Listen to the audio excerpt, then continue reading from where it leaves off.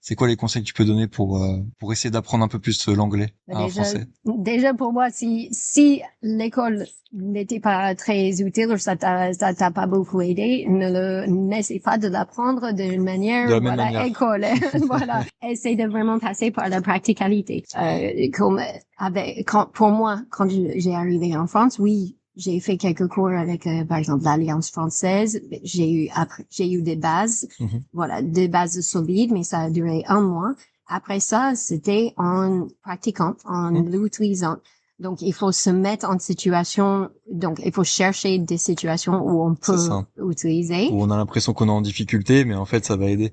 Oui, Après, moi, je suis assez persuadé que quand on n'a pas le choix, en fait, on apprend. Toi, t'es arrivé absolument. en France, donc finalement, le français, bah, tu l'entendais, tu l'avais autour de toi. Donc, Mhm. même si c'est un gros effort mental, c'est comme ça que tu l'as appris. Moi, Mhm. je sais que je pense pas être bilingue en anglais, mais je me débrouille en anglais parce qu'à un moment donné, je me suis retrouvé dans un pays qui Mhm. parlait pas français, donc il a fallu que je me débrouille. Mais c'est une grande chance que j'ai. Mhm. Peut-être que c'est pas le cas, c'est pas forcément le cas pour tout le monde, tu vois. Oui, mais par exemple, les amis de mes enfants, ils sont capables de parler que en anglais Ok. ensemble. Et c'est des enfants qui ont deux parents français, Mhm. qui ont fait toute leur école en français. Ils ont que l'anglais comme ça. Et c'est parce que, par exemple, ils regardent beaucoup des séries en anglais. Voilà, là, maintenant, avec les réseaux sociaux, tout est en anglais. Il y a Ouais. beaucoup en anglais. Donc, ils s'intéressent à quelque chose.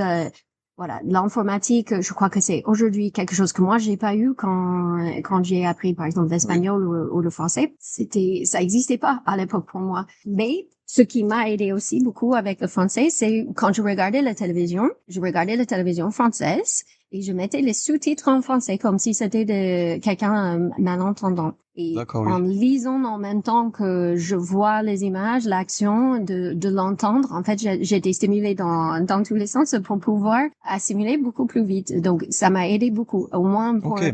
même si j'ai pas compris ce que j'étais en train de lire, j'ai vu le mot et Oui. je l'ai entendu Tu l'as prononcer. assimilé de manière différente. Regardez les séries ou regardez vos films en anglais avec Les des sous-titres en sous-titres anglais. anglais, Hmm. pas en français. Oui, Faut c'est ça. pas essayer de le traduire. Donc, même si c'est au début, c'est pour ça que je choisis des choses peut-être plus courtes. Hmm. Voilà, des petits shorts ou des reels, voilà, un petit vidéo éducatif sur un sujet qui t'intéresse Hmm. en YouTube. Voilà, ce genre de choses. Et je les utilise, surtout à l'association où je Ouais. travaille. Je vais sur YouTube très souvent et je choisis une petite vidéo qui dure 3 minutes qui va parler d'un sujet qui intéresse mes élèves. Voilà, il faut que j'adapte.